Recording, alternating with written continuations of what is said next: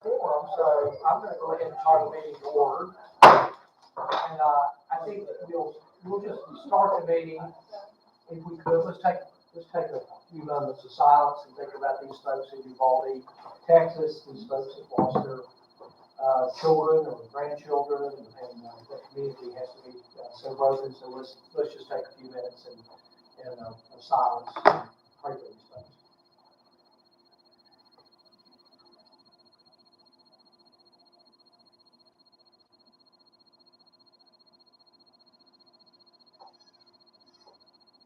Thank you. All right, Josh, All right, so your show. we're on here. So you have in front of you the nice recommended budget.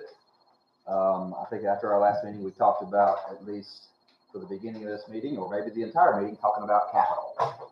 So if you will turn to page 95 in this book, that is where the capital, or the CIP, if you will start. And I'll just kind of run through it, and then if you have questions, feel free to stop me as I go through, or wait till the end, either way. So for our admin and public buildings department, we've got a couple of things in here. Replacement of the town van, which would be in the next, the fiscal year after this one coming, so 23-24. This year we have a public record software that we're budgeted to expend this year. And that is it for capital for the admin department and the public buildings department. For police department, we have obviously more things than admin and public buildings. We have body cameras, radar signs, building needs study, some range work, training simulator, UTV replacement, and then vehicle replacements. You'll notice that in this fiscal year, we are recommending that we do body cameras, radar signs, and vehicle replacements. Of course, the vehicle replacements would continue in every fiscal year. And body cameras, the way we have this set up now, those are debt payments, the $55,527, as well as the vehicle loan amounts of debt payments. They are not actual whole amounts of the capital item. That's 5 vehicles. It is this year. Okay. Those are the cameras that come on when you enter automatically when you exit the car. That is correct, and I can let Chief give you a little better explanation of those cameras if you want it, but that's essentially what it is.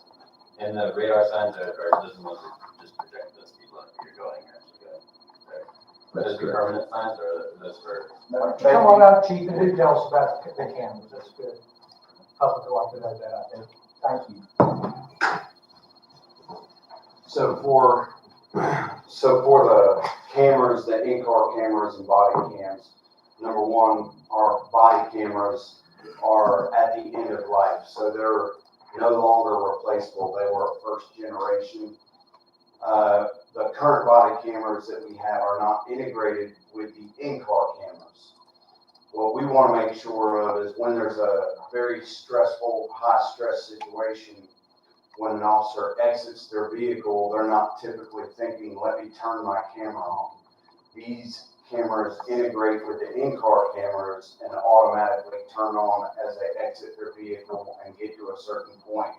But it also goes with the blue lights, the siren, everything. So there's a multiple ways to try to make sure that we're capturing the footage that we need to. And then on the radar signs, we basically are looking to get updated signs. Our current signs are older. We have some issues with them with batteries, different things like that. We're looking for solar panel as well as cloud.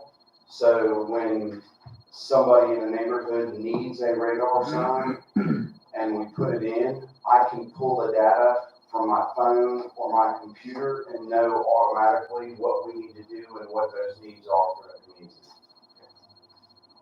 Right, thanks for the explanation. You might just sit there for a while. Somebody can come and take your place in a minute. I'll stick it out. Can I ask one question about the body camera? So is that sort of state of the art or recommended? It is. This is current practice, and I'll say this. I kind of like to explain the body cameras as like a laptop computer or a phone. The technology is changing constantly. And with this system that we are looking to go to, every 2.5 years, they replace the body cameras for free. I say for free, we're paying for it. But every 2.5 years, they upgrade it. And then on the 5th year, they upgrade your in-car cameras. But it's one of those things that as a council and as a police chief, you need to always keep in mind on the 6th year, we're going to probably be doing this again because it's something that's necessary based on the technology. That's helpful. Thanks. As far as the building needs, this, and of course, this is going to be not this coming fiscal year, but the following. The building needs assessment that we put in here is really just to assess what the needs of the department are. As you may or may not know, we don't have so much space in our buildings. So as we grow, then that's something that we need to take into consideration of, do we have enough space to fill the needs that we have for the employees that we're going to need? So that's what that is for the following fiscal year. And that's it for the CIP for police.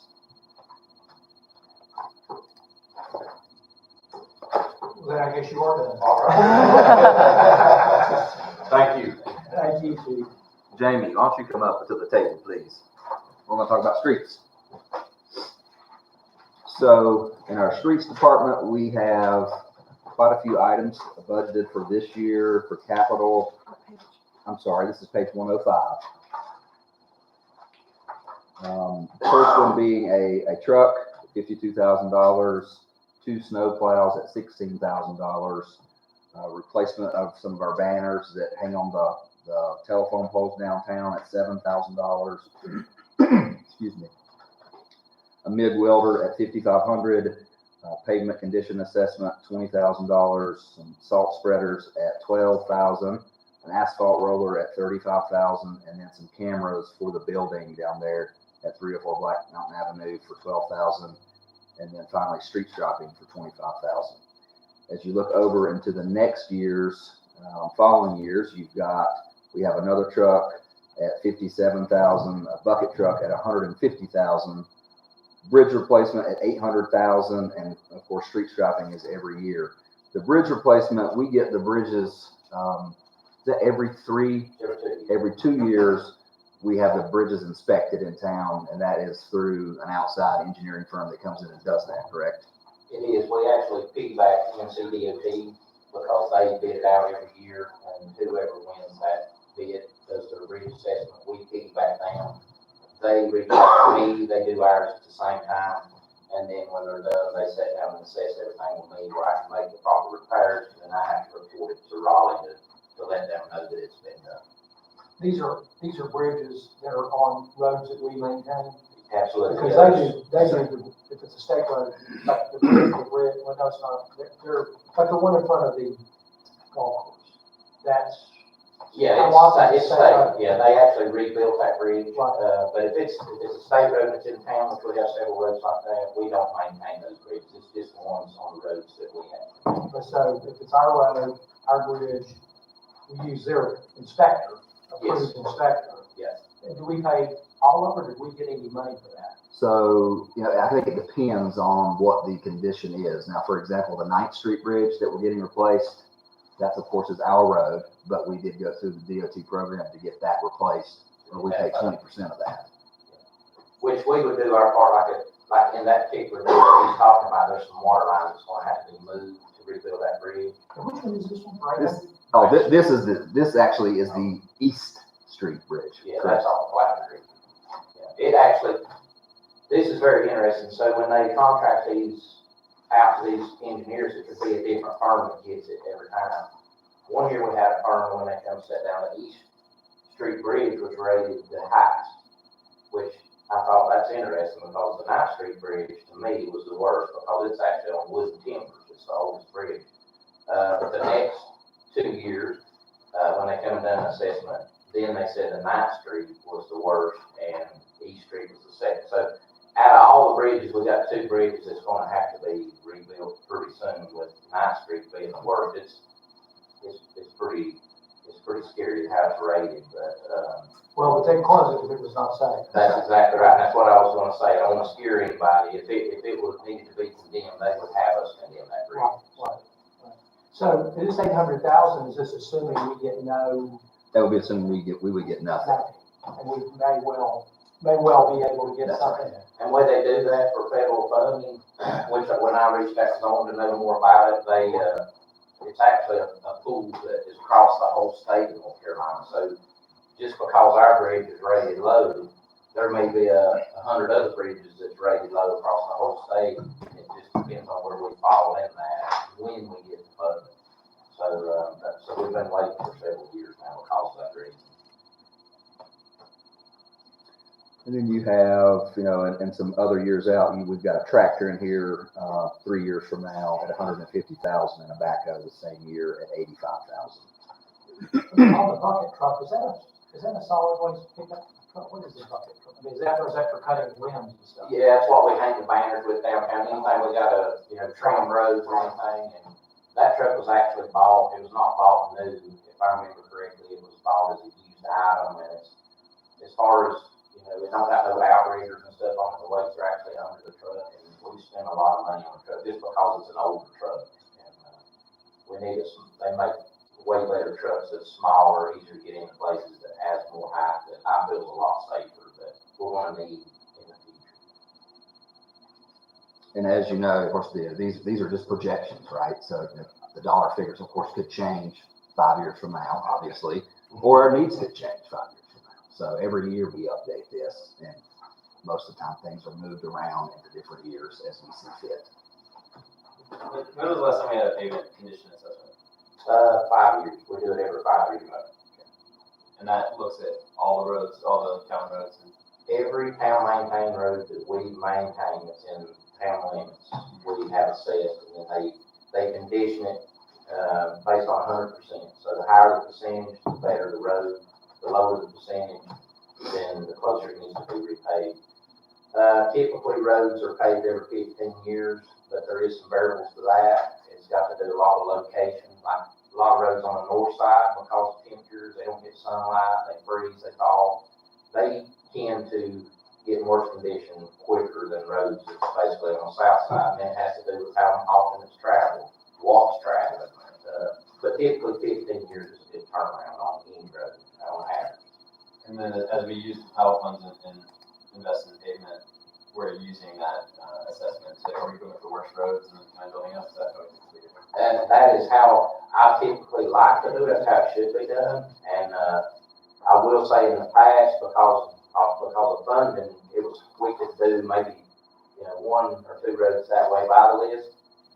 But because the roads were so high and we didn't have enough funding, then I sort of had to jump around to make it fair to everybody in each end of the town, if that makes sense. But I want to thank y'all this year for the funding we got for paving. We actually got 13 roads paved this year. You can see we paved in front of the fire department stuff, and we was able to really go by that scale more so than we normally do.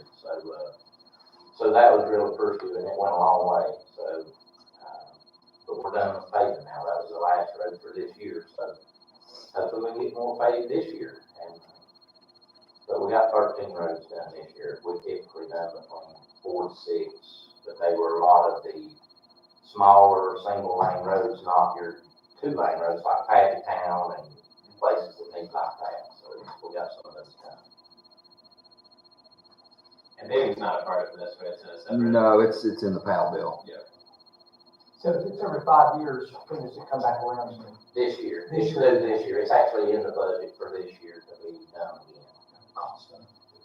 We put 20 grand in there, and I already had one quote from an engineering firm, so hopefully they're supposed to send me an updated one because, of course, things have changed since I've done it. When we had a meeting, it's been several months ago, you had asked a question, about getting a new one done, and I reached back out to quote, but I'm sure the numbers changed now, so I reached back out to them for an updated one, which I'm waiting on at this moment.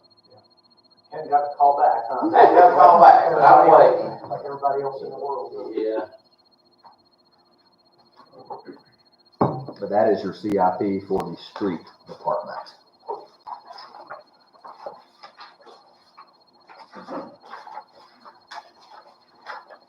And let's see, page.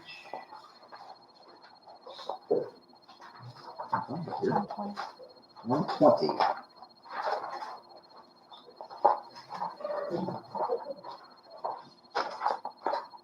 All right, so this is recreation. Thank you, Jamie. Mr. Henderson. So in our recreation 5-year CIP for this year, we have vehicles at $68,500. That is a van, a passenger van, 15 passenger van, and a truck, work truck. Gray Eagle, $95,800. That is ceiling and roofing. Part F, 125.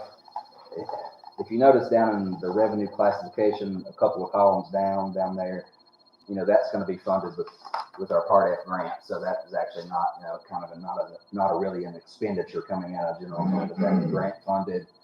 We do have basketball goals for $25,000, barn flooring for Veterans Park at $10,700, pool work to be done at $27,000, and Riverwalk Park or the dog park at $26,000.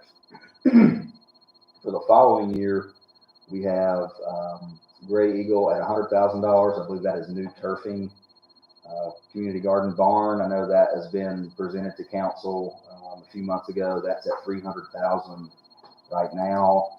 And then we jump down to some paving projects in our parks at $87,000, new parks at $120,000, and then Cragmont Park renovation at $158,200. The Cragmont Park renovation also goes into fiscal year 24-25 at another $120,000, and then future for Cragmont Park, we've said $700,000 for future spending.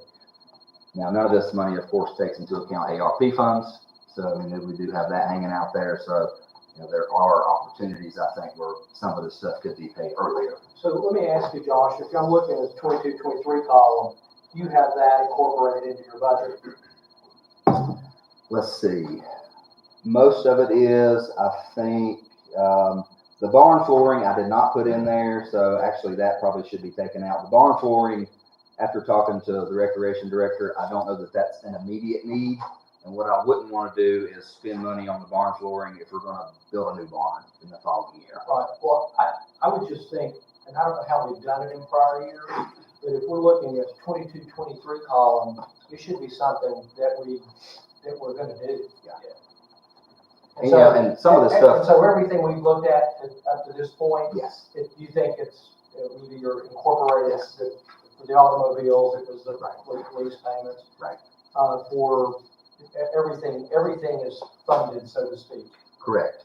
Now, the Veterans Park, the Gray Eagle stuff, you know, I think we talked about that a little bit last week when we talked about capital. Right. The question is, do we want to put that in this budget or do we want to wait until we do that master plan? And that's completely up to council. You want an opinion right now? Do you want to wait till the end of the conversation? But, I mean, I think if we're gonna do a budget, we have to determine what we're gonna do this year. We can't put stuff in there that's not funded, or we're gonna decide later, you know? Now, because of, I think that's kind of what we'll have to decide, as best we can, you know, during the budget process. So I just turn it over to council, but that's kind of my thinking. We're gonna have to kind of work through. We may not be able to make a decision today, but we might have to make a list of the things, these bigger items that we want to do this year and determine, and, you know, set our priorities and decide what we're gonna do. Got to do it sooner or later. I feel like we did that at the board, or at the council retreat, you know? Did a good bit of it. We set priorities. We did. But I think the rub is a lot of these things like the Gray Eagle, and there's a bunch of others too. The thought was, that we were gonna do the Parks and Rec update the plan and help us make the decisions, because it's hard, you know, we've just got some big decisions to make, and that'll give us some guidance. So I think it's kind of the rub. Which I completely understand, but I also think, you know, unless we were to tear down the Gray Eagle building, we're gonna need a new roof, right, and new insulation or whatever was covered in this one. And so like, I guess I don't know why we need to wait on the master plan to upkeep some of our existing facilities. I agree, and it was number 2 on our priority list. And number 5 was the updating and implementing the Parks and Recreation Plan. I mean, those were, they shook out as 2 different items when we spent that day together. So, in my mind, if we're gonna go in and work on the roof and the ceiling, that's the time to go in and do it all. If I can say something about Gray Eagle, it really needs to, we could break it up into two separate fiscal years, because it's really kind of a 2-part project. We need to go in first and take care of the ceiling before we go in and redo the turf. Because I don't want to take a scissor lift in there and do all that on brand new turf. So if there is a question of splitting it up or breaking it down, you know, we could do the ceiling repairs first and then do the turf in the next fiscal year, if that makes it easier. Well, I trust your judgment on the timing and the scheduling of all the repairs and so on. I just want to say it out loud, and I'm committed to getting the whole thing remodeled. Council?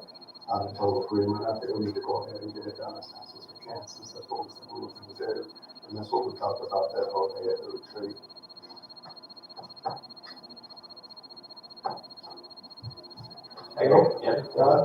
So does that mean doing all of it? I mean, it certainly sounds like everybody's in agreement on the roof, but going ahead and doing the other part too.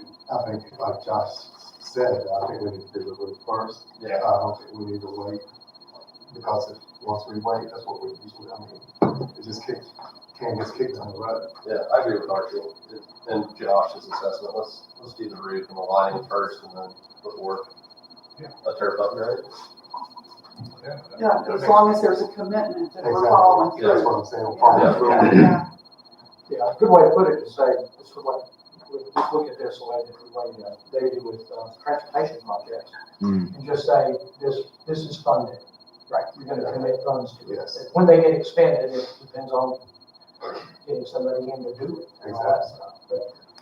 And so, so Josh, maybe you have to go back and do some work on this. And that's fine. And that's what this is about.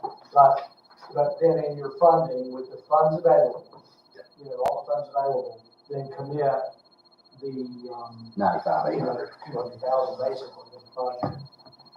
That's like, And it may be split up just depending. right, right, Absolutely. okay.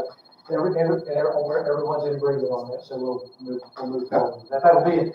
I think with the way we can look at this, we can discuss matters like this, direct Josh to do it, and we're gonna vote on it when we approve the budget. What is the, for the next year, 23, 24, the new parks, 120? Yeah, that's kind of asking that other one. What's that in front of you? I don't have it in front of me, so. I'll tell you in a second. It's okay. You got it right here. Six.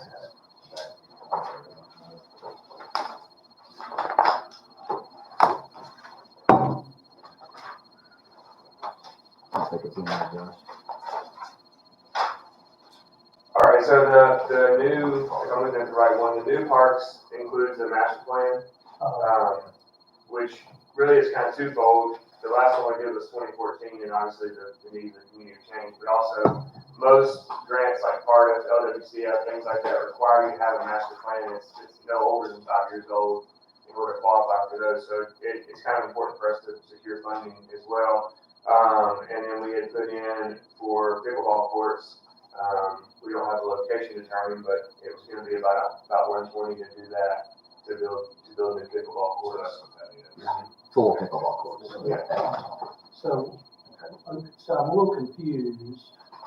Oh, okay, I'm sorry, the plan is not, the updated plan is just in regular budget, it's not. Yeah, capital. that's right. Okay.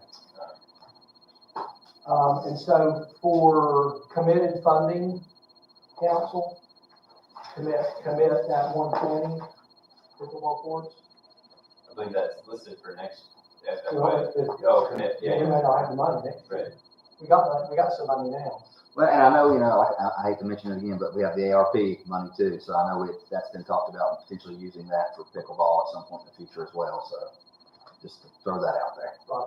Well, I think it's fair to say in our discussions, we have funds. Yes. We've got two sources of one-time funds. We've got the ARP money, and we also have a little excess in our fund balance. That's correct. It's taxpayer money, and so, we need to have a healthy fund balance, the appropriate one, but we have some there. That's So correct. I might suggest for our discussions that if council wants something funded, while we have these funds, let's agree on it, and then Josh can go back and do the homework as far as where we are in spending those funds. Well, the pickleball court's tied for number 3 when we did our Yes, it did. day, and I think we need to stick to those priorities. Now, I will say that one, I think, is really important to wait on the master plan. Because I think that will help us in determining where we want to put them. And when did you say the master plan was due? We have the RFP ready to go out as soon as this budget's ready and adopted. So it would probably start in August-ish. Probably take, I'd say, to the end of the year to do it, because it's going to be a lot of public input on it. Right. Well, I still put it to council. I mean, we can, you have the thing you have to help me with this. I think this is correct. So if council says, yes, fund the pickleball courts, okay?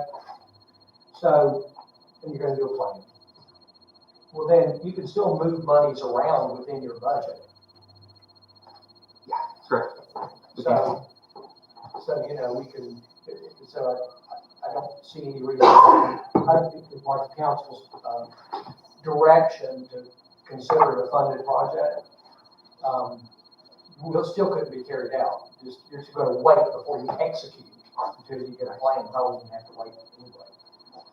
We're just saying today, we want pickleball courts built somewhere, Yes. and in the plan, you all can figure out that place where they should be, but, It could be when, it might not be this next year, just depending on a lot. That's right. But I think we're at a place where we need to consider what's gonna be funded or not, because it's possible. It won't be there next year. The only question I have, I mean, I'm fine with that, but for the ARP monies, I understand what the thought is, but how are we, what is the process of, or we're just gonna go through and just say, yeah, we wanna do it, and then we're gonna sit down and look at, okay, we have these funds that we could apply to that? Well, the way Josh has, I think, discussed it with all of us. No, I mean, I understand that this money is gonna be Yeah, available. you got, That's, it's, we're applying it to wages, I get that. yeah, we got it. And Right. so, we know the number, it's 2.6. 2.6. That half of it's, Half of it's Half of it's spoken committed, for. yeah, It's we got, committed. because we got those two projects we just have to do. Right. Water I line, understand. so you got that, so we really have half of it, and then a little bit of padding, which I don't know the number for sure, but we can get that, yeah, because we've got $200,000-$300,000. More than that. More than that. But, and it's one-time money. And so it's a very unique opportunity for us, as we've discussed, to address some of these unique capital needs. But I would say, given the very unique nature of this money, and it may not, I think it's a once-in-a-lifetime opportunity to get that. I'd say the pickleball courts are a priority, and we've determined that they are, then allocate the cost of them to these, our pool of money. Right, but my question is broader than that, of how many other projects, and there are probably some projects that we haven't talked about that we might want to consider. Yeah. I mean, where do we do that in the discussion? Like, I'm interested in discussing possibly trash cans, and just throwing Well, that that out. was number 3 as well. That's part of the discussion. No, Just trying to understand the I process. agree with you. Well, I think, and Josh is gonna have to do it because it's an administrative thing. No, I get It's like, that. how much of our pool of money do we have? How much do we have? We know we've got 1.3. So we'll just go through and then, 1.3.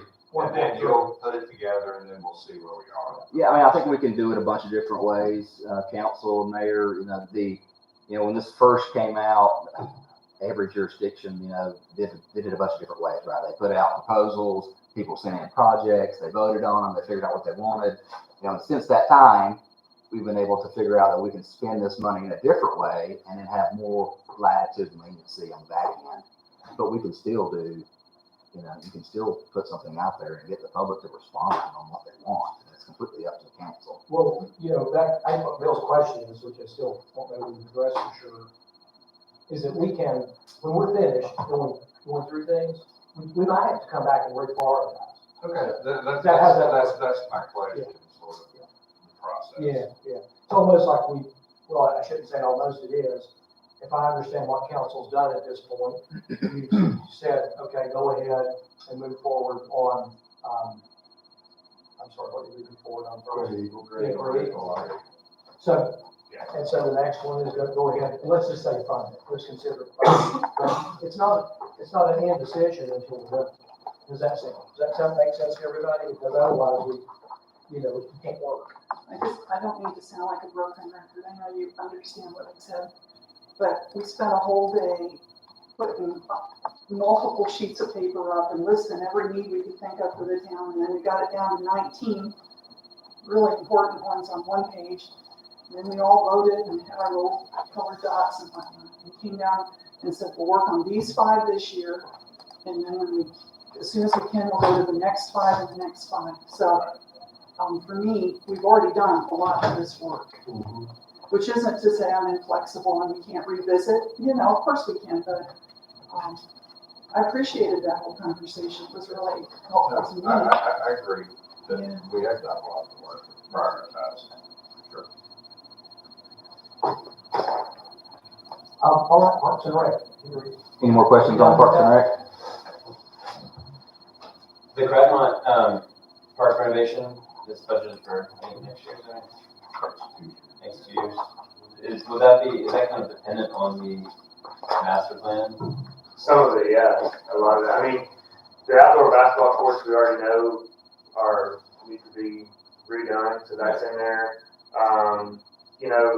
If you've seen the tennis people over and over again, they've been going after tennis courts, but one of the elements that was in that tennis court master plan was the year-round restroom, which I think is desperately needed there, because we have porta johns now.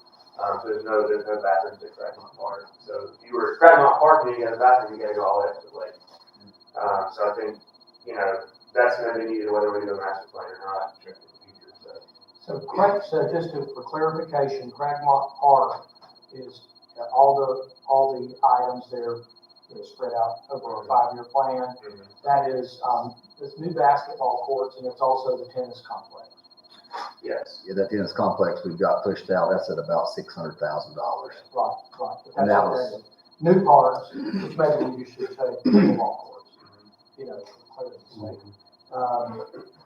We could change that nomenclature, Josh, that'd be great. But, is the 120. So the Cragmont, on the page for Cragmont Park Innovation, it's listed as outdoor basketball courts, year-round restroom facilities, small pavilion, tennis courts, and then engineering. So, what's the paving for 87,000? Paving? Paving includes, I believe, the lot at Lake Tomahawk beside the tennis courts. Which is budgeted. And then I believe the other one is the entrance to Veterans Park. Correct. And we've already budgeted separately the paving for Cragmont. That is correct. That is in the budget, $16,000. And we also have a project in here under the paving projects and parks that is the potential, you know, we own that lot over there, excuse me, over off Heron Street. It's a lot that backs up to,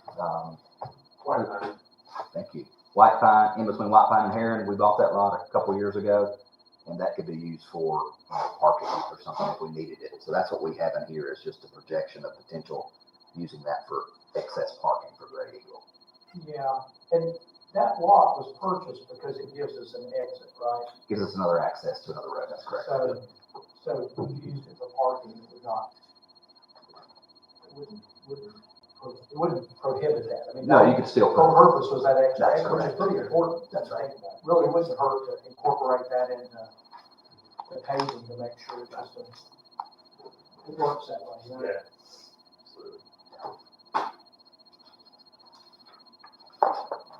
any more questions on Parks and Rec for the moment?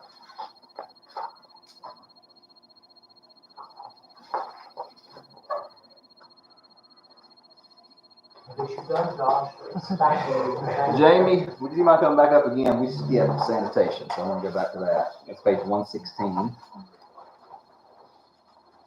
And we don't have anything right now currently in this coming year's CIP. What I have done is put the rollout cans in the fiscal year 23-24 at, this number, of course, is subject to change, but right now about $400,000.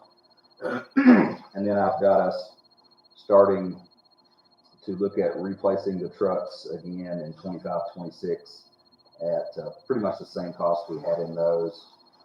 Those would be 3 rear loaders and then 2 scout trucks at this point in time at $680,000.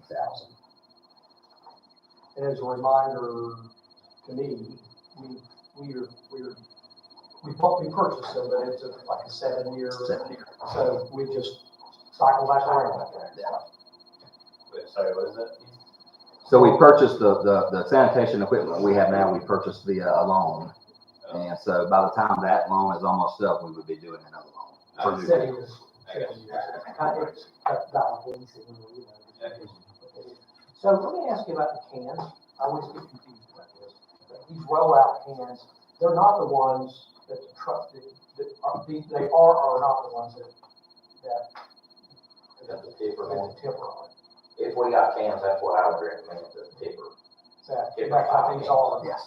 So if you both, if you don't have the tipper truck, you still gotta pick the big heavy thing up and dump it, so you really need, so does that require additional, different equipment? Is my question. No, I mean, well, the trucks we have now, and I would say that we would want to always have those types of trucks. Either those be rear loader tippers or the arm tippers that come out. It's pretty standard equipment nowadays across the board to have the tippers, that's what, basically.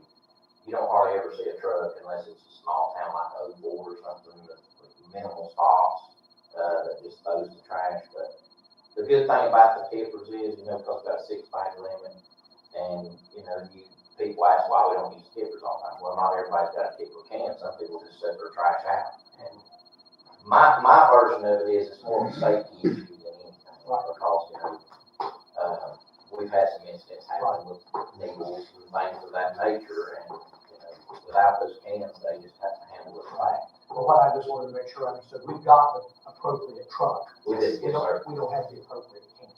Absolutely. So, and the cans, where not only it's a safety issue, Yes. it's possible prevents workers' comp claims, Mhm. possibly. Yeah, this is true. It would allow us to cut down on plastic. We wouldn't have the requirement that everything has to be plastic. That's right. And also, if it's as many, we got a 6-bag limit. There's a lot of good things about the cans. But if you got the can, it's as many bags as you can get in the can. Right. Because they're bagged and they're in the can. So there's no issue about, getting poked or, they just drag it to the truck, took it to the tipper, pull the lever, it dumps it, and they slide the can back out of the way. You still use bags. Still Still use require bags. bags? Yes, because of loose trash, it'd be all over the town. Right. If we didn't. So you require, Also, there would be a requirement of plastic bags in the cans. Yes. So what about recycling? Would we do the same thing with recycling cans, or would we not, are we just budgeting for trash? No, this actually is, this 400,000 would pay for one can, one garbage can, and one recycling can for every stop we have. And that's based on, I think this is probably a little bit, excuse me, a little bit high, because I've got that based on 96-gallon toters. Everybody may not want a 96-gallon toter. If you have 2 bags a week, you may not need a 96-gallon toter. You may be able to have a smaller toter. so It can get very, very complicated very quickly. what's a recycling can look like? It's basically, there's different styles of it, depends on what you want to go with, but you got the stand-up cans also, where you break the cardboard down, stand it in, or we got we've always had the small ones, where you put bottles and glass. But these have been manual. They do right now. It's the exact same. It's the Yeah, same. we have one. It's the same. It's the basically tipper the thing. same. Tipper. And would the recycling have to be in plastic, or can you just put everything in the recycling? Just drop it in there. A good example would be the bistro right here. I don't know if you've ever seen it, but talk about picking up manually. On their pickup day, there is just, 10 or 12 totes full of bottles. Yeah. Well, on a day like today when it rains, it literally takes the slinger and the driver to pick these things up to empty them. Where if you had a can, just drag it over to the truck, let the truck do the work. And, See, the place we take our recycling now, curbside, they would love it if we didn't use blue bags. But I think the problem we have now is if we don't offer a can, there's really no way for anybody to, they have to buy their own, because the little green ones, I had one of those. And I can fill that up in a day. Yeah. He has all of his house. I'm not sharing either. But I can fill that up in a day. So on our budgeting, remind me where this fit in our discussion of strategic planning. It was the top 5. It tied for number 3. Yeah, I think it was up there. So I would say then council, we direct Josh to use this for our capital budgeting money that's available. Agreement? I agree with that. There you go. I also wanted to bring it up again when we're talking about the operating budget. So I don't know if that's appropriate right now. We wanted to stick with capital right now. I think it's It's up to council. You do what you like to do. Well, as we discussed Three of last, you can anyway. I still want to know how you got 3 and you got 1. He That's just not right. He's with you a long time. I do think there's a. Keep your eye on Mary. But at any rate, last week we talked about waste reduction efforts in the community, and it did rank tied for number 3 when we prioritize things. And I've seen the staff work hard this year trying to expand our composting capacity, and they've made improvements. I appreciate that, but I'm starting to feel like we're really not going to make progress unless there's some staff available to do it. And our staff capacity is maxed out, I think, and so I just wanted to throw out the possibility of creating a part-time position, I suppose, working for you. I don't know. That's up to you, but a waste reduction specialist or something like that that focuses on educating and implementing composting, teaching people how to do it, and also the recycling. And that wouldn't be in this conversation, that Operating. in the operating, right? So I'm all for the toters. But I feel like we're kind of stuck where we are unless we have somebody that's focused on that topic and helps us move forward in a bigger way. There's a lot of work we could do. So, council, I think that, I guess maybe the way to phrase Pam's request is, does council want to direct Josh to work that part-time, let's say it's a half-time position, to start with that half-time position into the current year budget, because he'll have to go back and do that and see how it impacts things. So that's up for your direction point. But I think that's Pam's request. I would certainly like to see it, yeah, I mean, I think Tim's right, that we're not gonna make progress unless we actually take action. And you're probably talking, without running any numbers, $20,000 or $30,000 for a part-time person, ish, depending on what you're gonna pay them. I think that's another issue as well. But yeah, I can put something together and we can talk about it next time. Well, we're on a really short timeline, aren't we? Don't we Well- have to have this by June 1? Well, I've met my requirements, Oh, so we're good. This is just the proposed budget's here. Yes, the proposed budget. June 1 for something. June 1 is the recommended budget, which we have met. Now, there will be changes, obviously, which is fine, but we can get those changes done and have them back next week. Gotcha. I'm in support of So, Yeah, absolutely. Right, John, not to change gears, but what years was it that you talked about cycling the trucks again? Did you say 27? 25, 26. 25, 26. So just a thought, I don't know the way the economy's going and being able to get parts and vehicles as far as that goes, that, we may want to reach out. I thought about this and just see what kind, because we're meeting with the engine, they were a couple of years out on the trucks. I just wondered now, what kind of availability. Good point. we got, or Good they're point. I don't think it's gonna get any better. No, I don't think- Anytime soon. I mean, we may have to order now and wait 6 years. Well, that's the reason I wanted to bring that up. I mean, Absolutely. Depending on what council does, if that's, the rational and good, I think we can start early just to see what our availability is. Absolutely. I mean, we're talking solid waste pickups. Right. And we talk about this a lot. I know y'all probably get tired of hearing me say it, but we got that grant for those dump trucks. I think it's been 3 years now, and we still have not done And that. I call regularly, and they tell me that, basically they give you a bill number, and they tell you either if it's been withdrew or if it's been billed. We've not been withdrew, but it ain't been billed, so, and the way the guy told me is, they don't even tell them when they get these trucks, there's so many orders, so many people waiting. There's a carrier just shows up on the lot with a truck and dumps them off, and they have to go there and look at the VIN numbers, and then go back in there and go through their paperwork, and see who it belongs to. So when we finally get a truck, is it gonna be antiquated? Like, are we gonna get the truck we ordered 5 years ago? And then maybe there've been improvements since then? Well, supposedly, if something changes, he's supposed to let me know, but Yeah. that's the way it stands, we're supposed to get the truck we ordered. But that's still the question I would like to ask about the sanitation, because, we don't know where they're headed for, technology, future, price. No, by the time we get them, they'll all be electric. So you guys approved me a new pickup truck last year. I still don't have that truck, and we'll come to the end of the budget, and, and we go through the government process, and I call, and it was supposed to be built in March, it was supposed to be here in April, and then May, and then I called a week ago, and they said it's built, but it's sitting on a train car in Kansas. It's supposed to be be here by the end of June. And they also got a thing that lets you know, because they had a chip shortage on vehicles.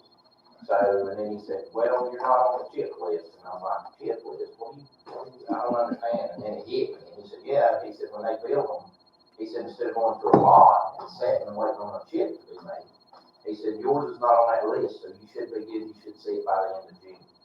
So let's see. I believe it when I see it. Oh, party. Wow, crazy. Josh, one final point about the new position to consider is, if they're successful, and there may be a learning curve, that they're reducing the amount of waste that we're paying for to dispose of the landfill, and then we should be able to help fund that position. It's true. Good point. I said we have reached out to Ashford. I don't know if you've got information back then to try to get exactly what they've spent on their program. I know that we've all kind of been involved in those conversations, but I think that'll help us as well to see kind of what they're doing and how we can scale that back to our guys. I'd like to see almost a dashboard feature on our website, that could show people if we're making progress, just to keep it in front of people. And it's an awareness thing. All right, you're over, Josh. That's it for sanitation. We're going to jump to page 131, and I'll bring Jessica up. This is development services.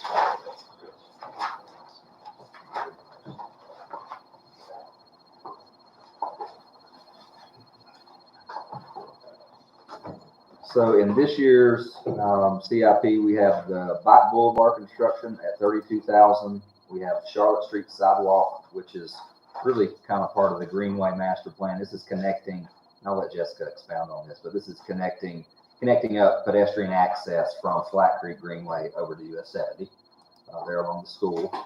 We have a Cragmont Park Phase 2 construction at $15,000.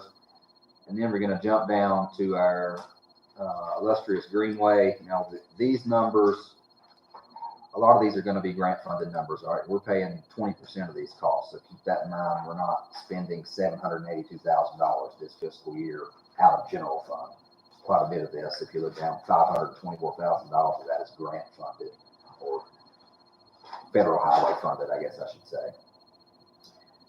The HI 1300, that is our bridge project on 9th Street. Excuse me. Also is going to be 20% of that cost. And then we have some traffic calming projects throughout town budgeted in here for $15,000. Excuse me. Just to clarify, section A and B of 5547, which is which? Section B would be one down in Public Works. Section Okay. B would be And A is, like the intersection of Sutton and 59 from there to work.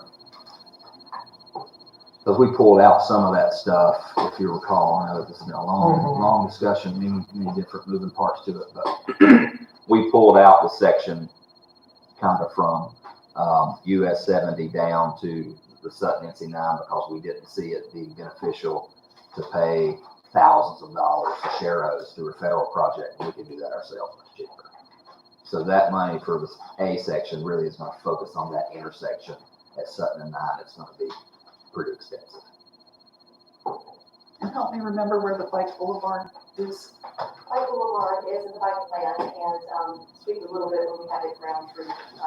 But it'll go from Flat Creek to Lake Tomahawk, and it will include special signage to draw attention to it. The road signs will be blue. It'll have little inclusive symbols. It'll be arch shaped on the top. So the markings will say Bike Boulevard on the pavement, and the Sharrow markings on both lanes all the way to the lake. There'll be a start and end point signs indicating the distance and how long it takes to get there by bike. And there will be blinkers installed on Tree Road. I was a dumb question, but what's a Sharrow?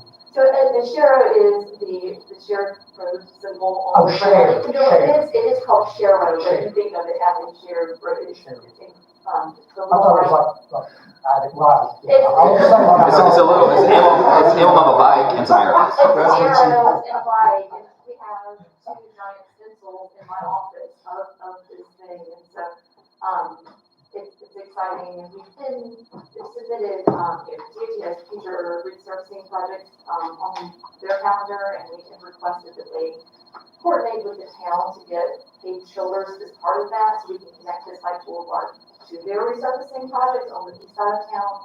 So we're trying to keep moving that, project to the left. Good project.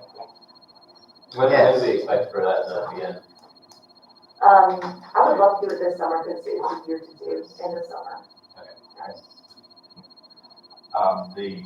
This HI 1300, is that the Mount Street? It is the Main Street Bridge. DOT is helping us administer that project. They have, now under contract with the design firm for that project. We will be doing a site visit coordination, Jamie and I, and NCDOT.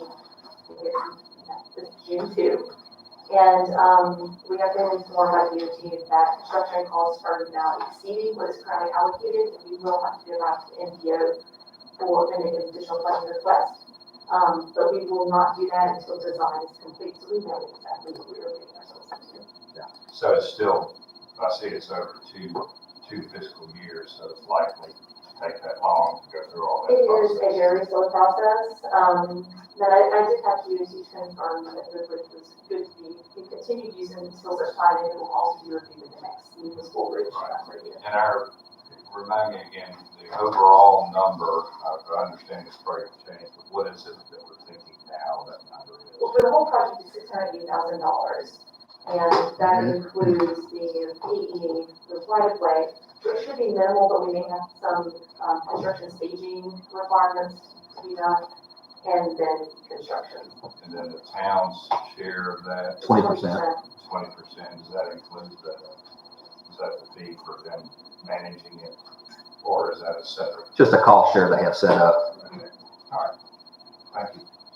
So, clarify for me, because we talked about, again, that Craigmont Park, Craigmont Park Phase 2 and 3, and 23, 24, you know, a couple $100,000. Yes, so, we did the top loop, for the master plan. The goal is to get from there to 70.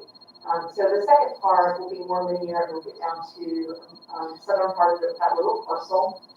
And then, we will hopefully next year be able to find getting a bridge over like, Tomahawk Branch, which is going to be wider than we would expect due to, the floodway being very wide at that location.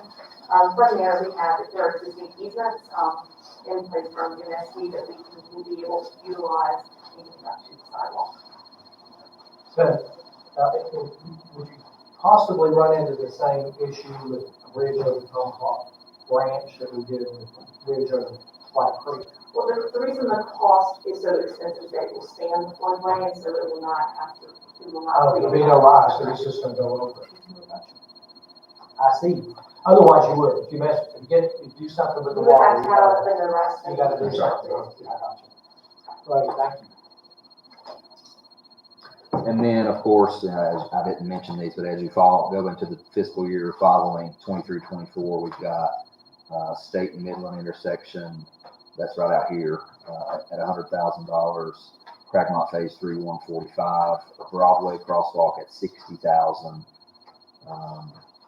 So it's interesting, you know, that crosswalk that was on Broadway, it was just painted, you know, if you remember, it was there, and it got resurfaced, DOT took it away. So to put that back, it's gonna cost us, well, right in today's dollars, $60,000 because They took it away. they did. But they told us we could not have them. That's correct. So in order to put that back, of course, we have to engineer it, we have to put in the RRFBs, we have to put in, Say what those are, what did you just? RFB is a rapid response flashing beacons. That's what we have on State Street now that we put in a year or so ago.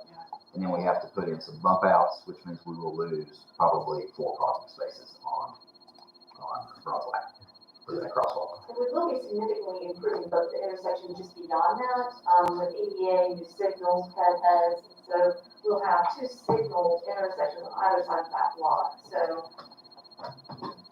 Question is, can people go, you know, people want to park and they want to go across right where they park, as you all know. Well, the question is also, you know, those pull-in spaces like, you know, Grace Jewelers and all in there. If it's a larger vehicle, let's say a long pickup truck. And I'm driving along and all of a sudden there's a pedestrian decided to cross right behind it.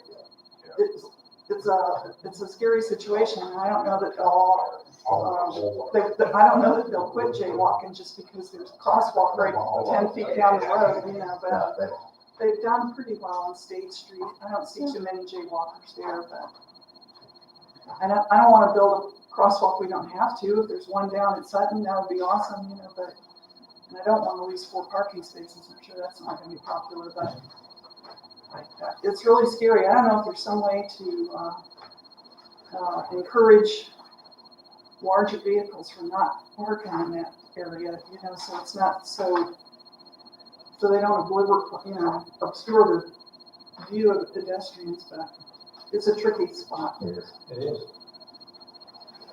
You know, I think the whole problem with some of that is compliance, Yeah, you know. But yeah, if you put up if it helped, and I look at G Parker and see that, if you put up a sign that said compact cars only, would you see those around you? I mean, that might discourage somebody with their F-350 from pulling in there, you know. It'd be a discouragement, not necessarily enforceable, but definitely a discouragement. Most people will comply with it. You'd see a higher percentage than what you're at. Yeah. So it might be a thought. We can't do that, and they have to get the NCDOT to do that, since that's a That's a good question. US highway. I can ask. I think we're responsible for those parking spaces, but we probably can, but that's something we can Why find don't you ask out. them about that $60,000? Yeah, but, I think in general, it's a safety issue, and I think we have to do it. Yeah. And, because it doesn't appear that the number of people in Black Mountain is decreasing. No. Well, we don't, merchants, I'm sure, don't want them to, you know, they love to see folks around town. So, but yeah, I think that's a good idea. It's a good thought, and Josh, why don't you reach out and see what we can do. And I think that's, let's see, what did I get to? The crosswalk, and then we have Cherry Street parking lot sidewalk at 7,000. What is that? Jessica? That is a project that was recommended in our parking circulation study. We have public parking right there, and then we have a public sidewalk, but we have no sidewalk from the parking lot to the sidewalk on the street, and so pedestrians are parking into traffic, to get to the sidewalk, and so we have room, to put in an ADA sidewalk, so pedestrians can come from their cars onto a sidewalk instead of walking into the path of cars. Where's that parking lot? On Church Street, between Church and College. This is the one between, I see. the one right below the. Cherry Lane? Right below Bell Hardware. Right, yeah. Great spoiler. Used to be Bill's old office. Oh, okay. Oh. I got it. Well, now I'm a little confused. That parking lot, it's not paved right. Is that what you're talking We're about? talking at the top of Cherry, is it? CW Moose? Next to the Yeah, Right next to the bathroom, yeah, right? yes, Yeah, there. it's between the, the old house, all that parking lot was paved. If there's no sidewalk, I think the intention is to get people off of the Well, alley. that's where I thought, that's where I thought they were talking about originally, but it gets confusing after a while. but where are they But- walking in the street? Well, they're walking that alley now to get up from that parking lot. Oh. That So makes where's the sense. sidewalk gonna go? It's just gonna connect to the existing sidewalk on the street. No, but it would just go up against the building in the alley. Yeah, up against the, It's like very over short. on the Dale House side. It's the, which is a little shop. Maybe you don't know that, but on one, it's gotta be on one side or It the is, other. and we measured for it, and I have a fire chief vouch that I wasn't putting it. It's a very short section at 7,000. Yeah, it's It's just like- all that one. Very confusing. We need pictures. That's what I think, that's where I drew it. And then you have, of course, our hope is to spend quite a bit of money, of course, most of that being grant funded for construction for Greenway. And then, as we talked about, the bridge, the Ninth Street Bridge, and then we're trying to do traffic calming every year. So give me an example of traffic calming this year's traffic Maybe you don't know yet, but what are some of the methods? Okay, so, I'm hoping this next year to do a traffic calming plan where we, instead of having a, sort of random request that sort of pop in time to time, putting in an open call for these requests, these ideas in the community, let's do any kind of planning project, and collating all of these projects and scoring them in a way that is quantifiable. It can be made similar to Jamie's prioritization list for pavement. So we can say, okay, we have 100 projects come in, we've scored them, we have a list, and we are going to chip away at this list that meet the criteria, all these, all the things, and start chipping away that funding is available. So it really drives high impact and data-driven decision making versus being reactionary to a request here and a request there. Right. Thank you. Council, are we, anything else here, Josh, you want to point out? I think that's it for development service from us, I think, unless you have something that I missed. Council, you good on that? All right, thank you. All right, next, I'll turn your attention to page 143, which is the fire department.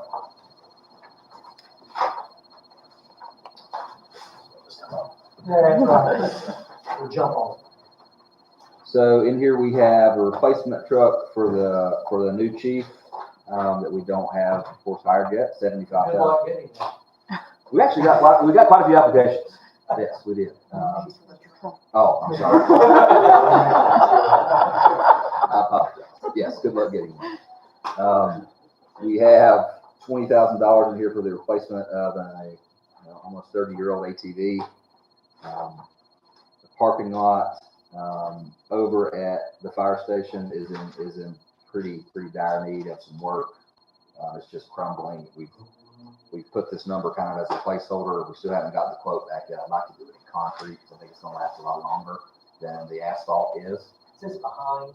No, this will be in front where the trucks come out of the bays. If you go up there and look, there is an apron that's concrete. Yeah. The rest is asphalt, and it's just too much. Heavy trucks. We also have, so the $450,000, more than likely, this is not going to be spent this year. I've kind of got it in there as a placeholder. What we want to do, we do have, I'm trying to recall, I think at the end of this fiscal year we're in right now, we're going to have $600,000 in that capital reserve fund that we've been putting money back in for trucks. Now, as truck prices go up, $600,000 doesn't go as far as it once did. But I know Chief Coffey has begun to put together a kind of a truck build team in the fire department to see what the needs are going to be, what needs to be on this truck. But more than likely, that 450 probably won't be extended this year. I think whenever you talk to somebody, it's a couple years out for a truck build. Yeah, unfortunately, with material cost and that availability period, usually takes about, depending on the manufacturer, can be anywhere from 14 to 18 months from the time we put together a build team to spec out and go through the specification process, bidding process, all that takes a long time. I talked to one of the vendors, and they said right now they have trucks that are projected not to, from the time that they were bidded to the time that they get delivered, might be actually 2 years. So are you ordering the truck and before the fiscal year's out? For this fiscal year we're in now, or next? No, budget year 22, 23. You ordering it before? It's possible. Or possible. Yeah, we can definitely go through at least the bidding process, the build process. No, that's what I mean. I understand it, but to get it ordered, Yes. you hope to do that before the end of Yes. 22, 23. So more than likely, I can probably shift that number because I don't think they're going to require all that money up front. No, what me and Josh are looking into alternative financing options that keep the impact of the financial impact down on the town. So there's plenty of other options than just buying outright for a vehicle. So we're talking about fire truck. Yes. Yes. So we got 600,000, so there's hopefully So, you know, and I projected in this year to put in another 100,000, which isn't shown here, to go to capital reserve. That's in the budget now. So that will bring us to 700,000, so the end of next fiscal year. And then $10,000 for new gym equipment at Station 2. Now, if you look at the next year, you know, the fire department has got quite a few needs in vehicles. The trucks are getting dated. As you know, the longer you wait, the more expensive they get. That's just the reality of it. So I think at some point in time, staff and council, we're gonna have to talk about what we're gonna do for funding future fire trucks. Because, you know, if we're putting $100,000 back a year, it's gonna take you 5 or 6 years to get 500,000. So that's something that we do need to figure out how y'all wanna deal with it. Do you wanna finance? What do you wanna do? Do you wanna continue doing what we're doing? Or both? So the fire district, I know that we serve a larger area than Black Mountain. Does the fire district participate in purchasing equipment at all, or no? It's all on us? So the fire district participates in giving us money, right? So we get ad valorem tax and sales tax from the fire district, which ended up this year being about 1.5 million. I don't think they necessarily participate in any other fashion. To my knowledge, I don't know if they're gonna do that. I think a couple of years ago, everybody got an increase in tax. But it's, when we look at the general fund, you can see it, but it's 50% of your budget. At least a little bit more. Maybe more than that, yeah. I think that's wonderful. I'm just wondering how buying these trucks. Now, you know, every year, you know, we go before the county manager, we can ask for a tax increase, and you just gotta be able to prove that what you need it for. And we did that a few years ago, but we have not increased that. The year we did it, the last increase we got, didn't everybody get one? All the fire districts, kind of think they did. They kind of like to do it in one step. Jordan was styled as another district as well. And I think in this year's budget, county budget, they have one, They had, I think, one or two that asked, and they've gotten it, yeah. but that would be something to talk to you, the county manager. So, you know, I think that, you know, the big issue with fire department is just the cost of operating. Aren't there, With the costs. I know years ago, in my practice, I helped some, these were fire departments out in the county who were getting vehicles at a very favorable financing, tax advantage to lenders and so forth, that they could lend a lot cheaper than the regular rate. So I don't know if those things are still, available. I bet they are. I don't know the answer to that. So, and maybe, I'm happy to look. I don't know if it would apply to a town or not, but, I think there's a lot of options, you know, including leasing and so forth to look at. See, we're, you know, us and Weaverville a little bit different, you know, than anybody else, because we have, of course, the fire department that serves the town, but we also have the rural district that we deal with too. So we're a little bit different than some of the other towns. You know, what I might suggest is that, if you would, so then Josh make a note, but after we're finished with current year budget, that whole matter of financing, or just, you know, how to pay for this equipment, and that's just, obviously you have to have it, and it's expensive, and so we probably need to just, I think we've got the current fire truck, not the newest one we need to purchase.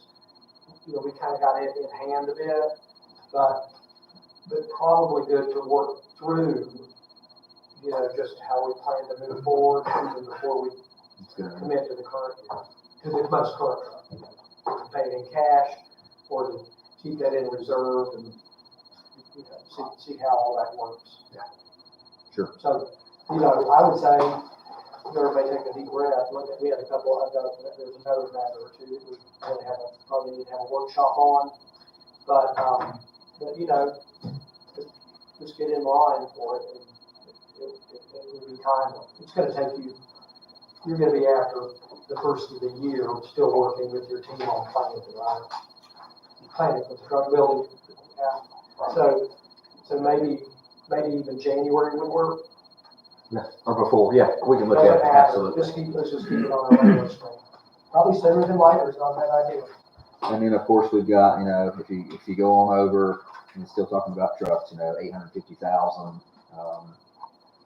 for engine 42, 3 years from now. And we've got a brush truck in here for 125, tankers, actually 2 years to budget for a tanker there at a total of 500,000. And then there's a new fire station in here, which is the future potential need. We're moving forward at $5 million. I have no idea how close that number is right now, but it's just kind of a placeholder. And then, so we've got future for living quarters updates. I think as we grow, this is something else that we have to, kind of like with the police department, have to keep in mind is, we may have the need for 5, 6, 7 more firemen, but you don't have room for them to sleep. So that's something else you got to think about. And that's pretty much it for the fire department. For capital, anyway. Questions? Thank you. Thanks, Steve.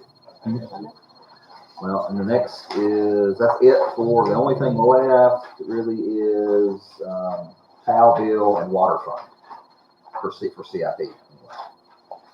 And we can run through those quickly if you want this over here.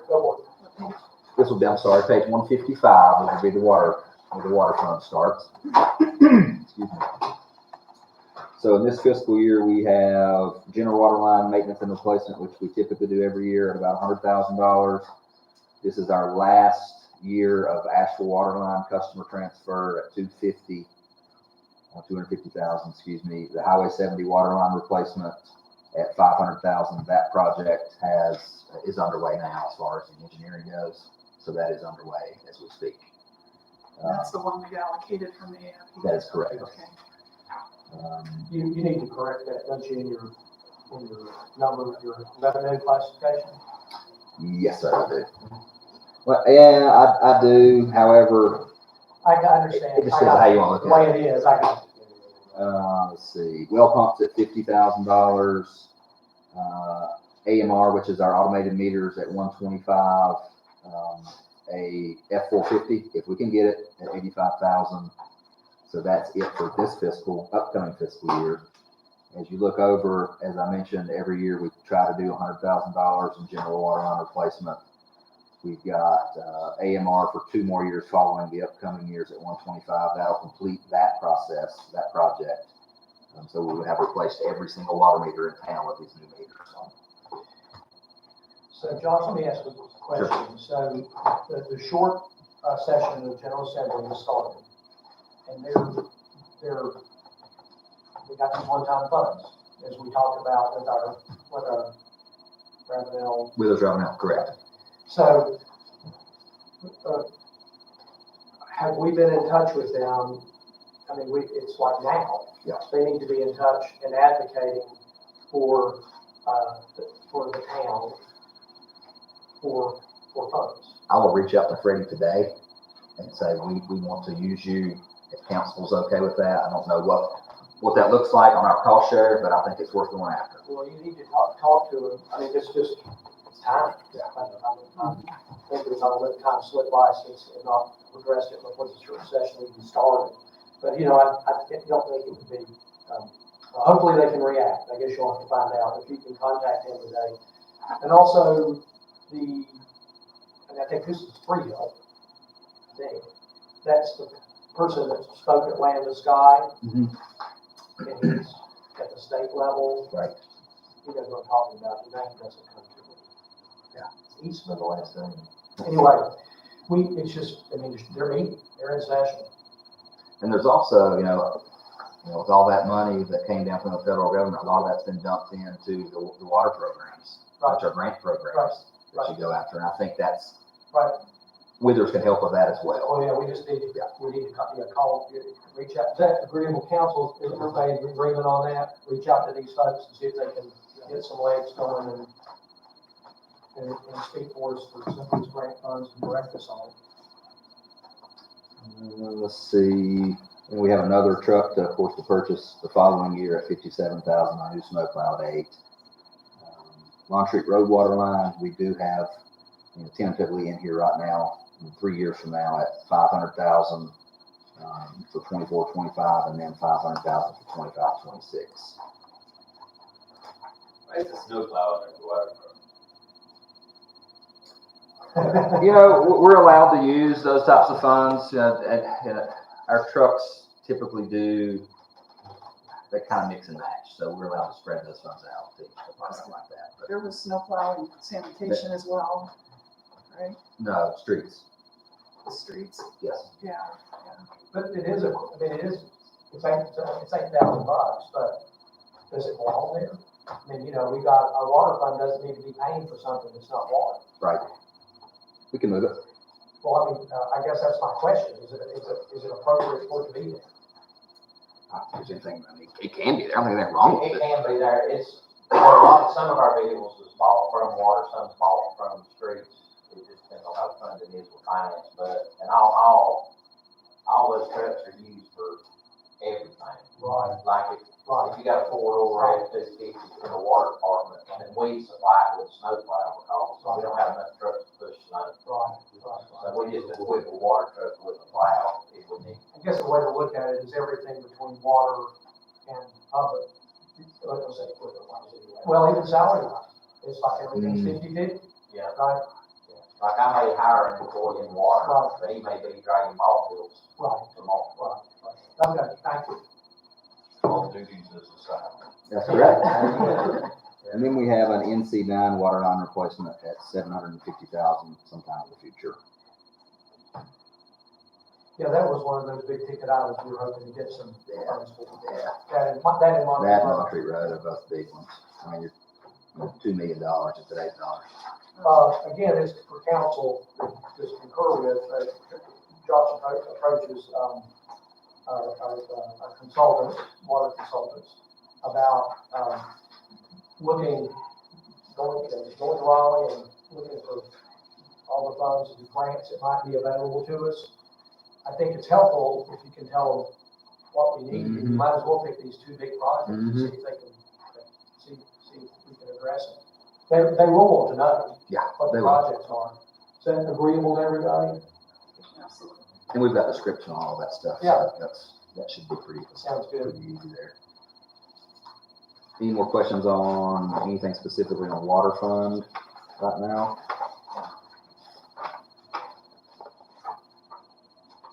Oh, we do have, actually, I told you we only had one more. We got two more. This one being the stormwater, very quick. There's not very much Page to it right now. It is page 165. We have two projects in there right now. Now, we are going through the process of updating and getting a new stormwater master plan. So I think next year, your CIP is going to look much different for the stormwater fund, because we're going to know more of what we need to be doing. But we do have two projects in here. Two of those being, one being Terry Estates stormwater control measure, or BMP, whatever you want to call it, best management practice, and Lake Tomahawk Park stormwater control measure. Jessica, will you describe those two for us, please, what those are?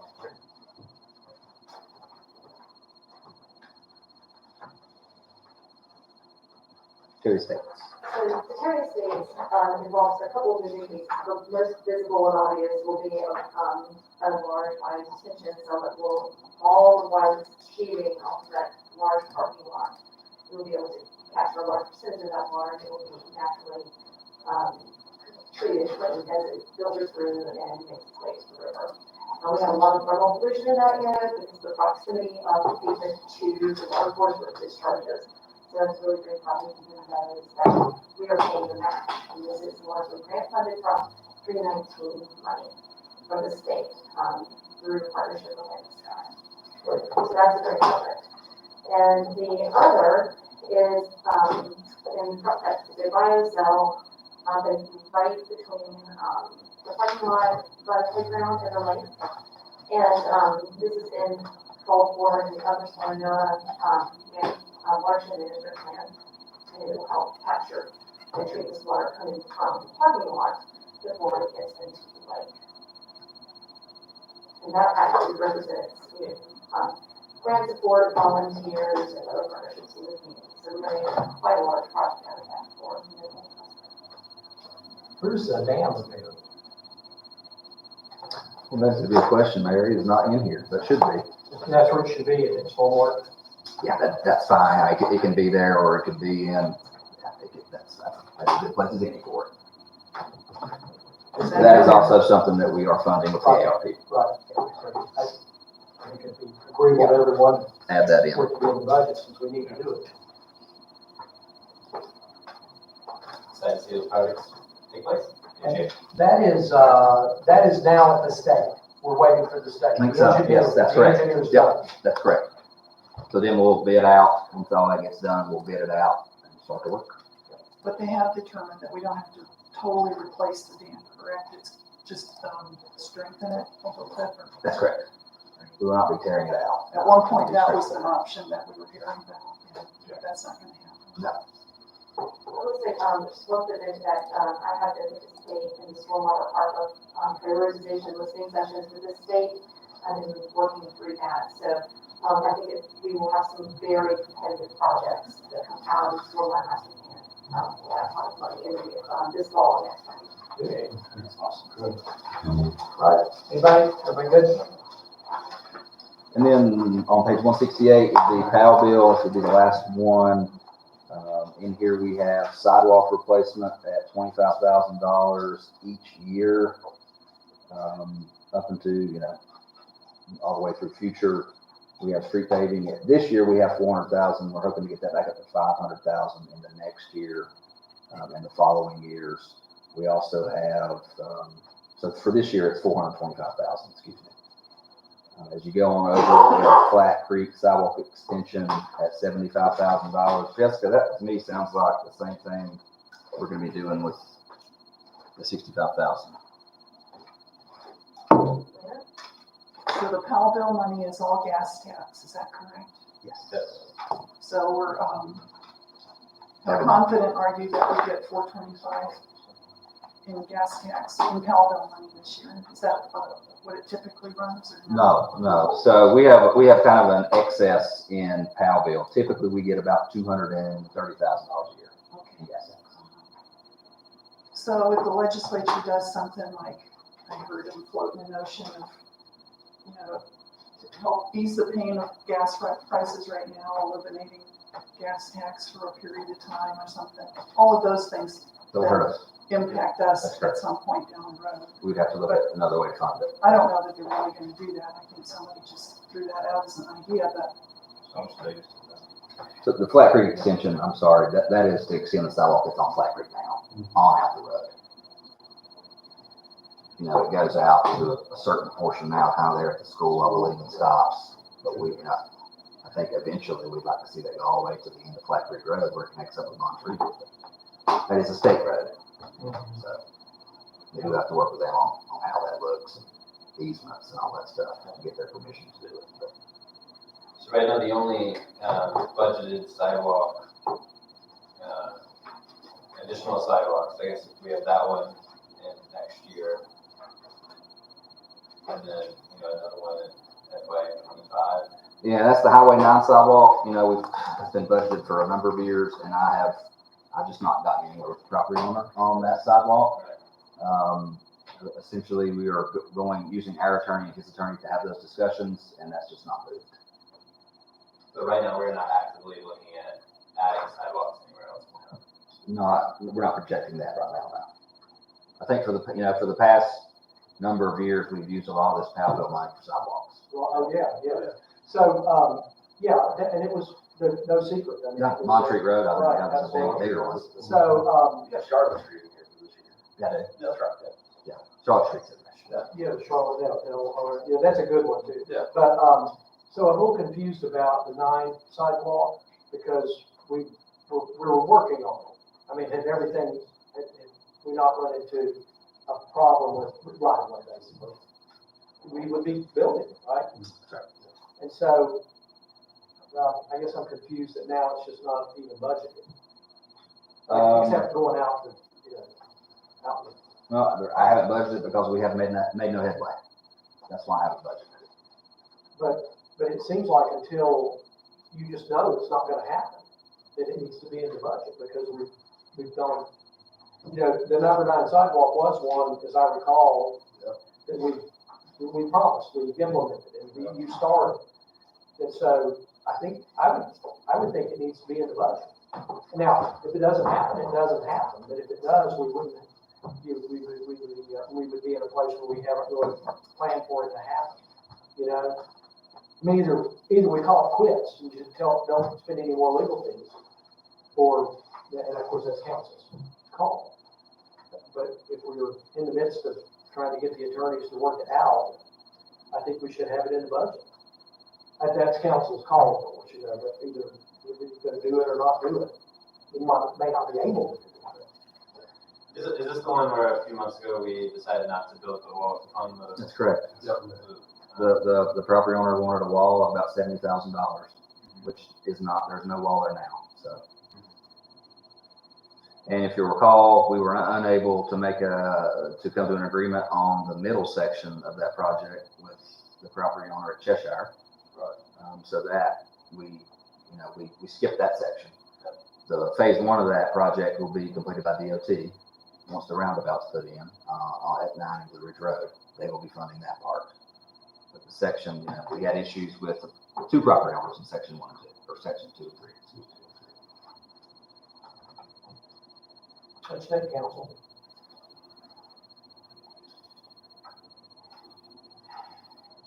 I mean, personally, if we don't think we're making progress, I would rather take that fund and look at other sidewalk projects that need to fund, but, And the way to put it is, you want to blow the whistle on it, without what it amounts to, just stop. Yeah, Josh, do you think it's a no-go?